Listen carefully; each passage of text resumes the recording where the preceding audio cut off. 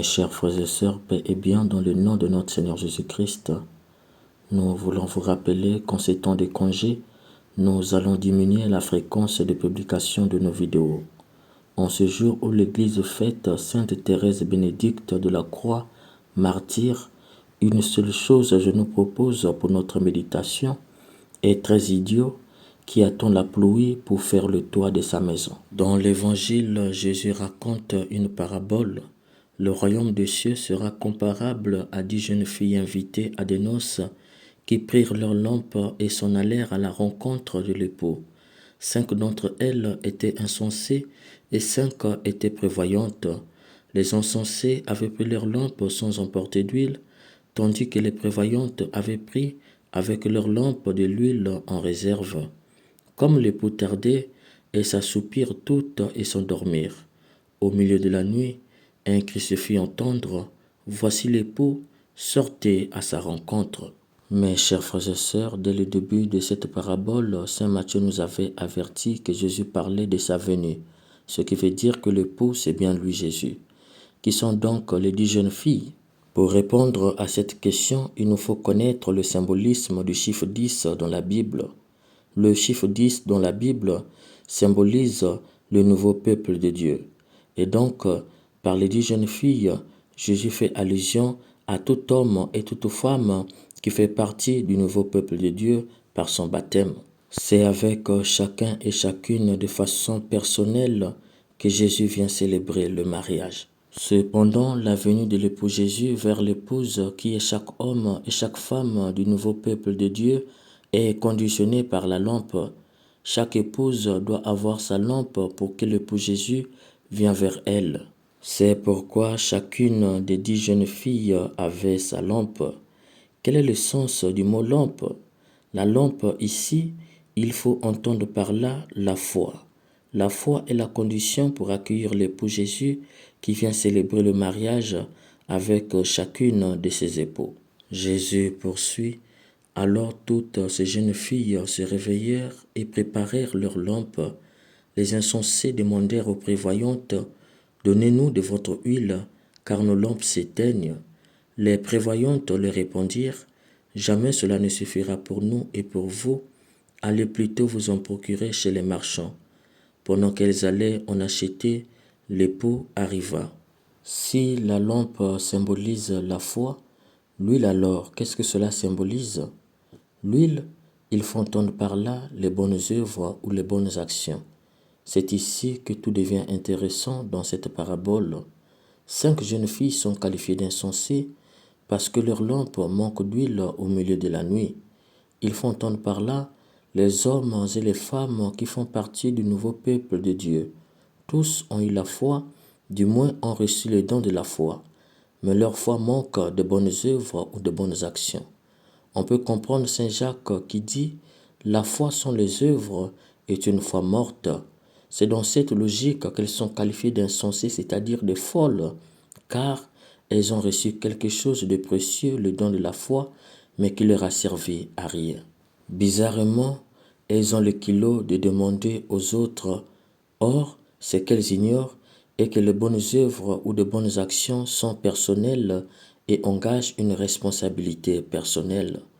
Tout homme est responsable de ses actes. Qui reçoit le don de la foi doit en réponse poser de bonnes actions et non stériliser sa foi puis s'agripper dans les bonnes actions que posent les autres. D'où les 5 prévoyantes leur a demandé d'aller s'en procurer chez les marchands. Il faut entendre par là aller poser de bonnes actions chez les païens. Les marchands, dans le langage biblique, sont ceux qui n'ont pas de respect pour les choses sacrées, et donc les païens. Rappelons-nous, c'est eux qui ont reçu le faux de Jésus dans le temple. Les marchands symbolisent les païens. Les bonnes actions à leur endroit, c'est en vue de les convertir. Hélas, lorsqu'elles sont parties, l'époux est venu, trop tard. Non seulement l'époux est venu au moment où elles souhaitaient faire le bien, mais elles n'ont pas trouvé les gens à qui faire ce bien. C'est un avertissement sérieux, chers frères et sœurs. Une fois mort, il n'y a plus de gens à qui faire le bien. On ne fait pas le bien dans la tombe. C'est dans cette logique qu'elles n'ont pas trouvé les marchands pour s'en procurer de l'huile. Et pire, en revenant, elles ont trouvé la porte fermée. En fait, qui à la fois sont les bonnes œuvres, ne peut participer aux noces de l'agneau. Si la lampe est la condition qui amène l'époux vers l'épouse en vue de la célébration du mariage, l'huile est la condition de la célébration de ce mariage. C'est pourquoi, malgré leur insistance, « Seigneur, Seigneur, ouvre-nous », l'époux a répondu « Amen, je vous le dis, je ne vous connais pas ». Connaître dans le langage biblique signifie une communion intime. S'il dit « Amen », il faut entendre par là une vérité indiscutable. Il ne peut y avoir communion intime entre Jésus l'époux et tout homme ou toute femme qui à la fois sont des bonnes actions.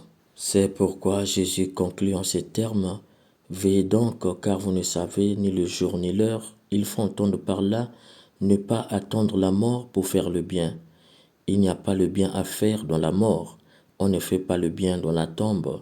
C'est pourquoi nous avions dit « Est très idiot qui attend la pluie pour faire le toit de sa maison. » Mais, chers frères et sœurs, c'est pendant le beau temps qu'il faut faire le toit de sa maison. Pendant la pluie, il est impossible. Qui attend la pluie pour faire le toit de sa maison verra sa maison se mouiller et lui-même ne sera pas à l'abri. C'est pour te dire, cher bien-aimé, n'attends pas la mort pour faire le bien. N'attends pas non plus la vieillesse pour faire le bien. Par ton baptême, tu fais partie du nouveau peuple de Dieu.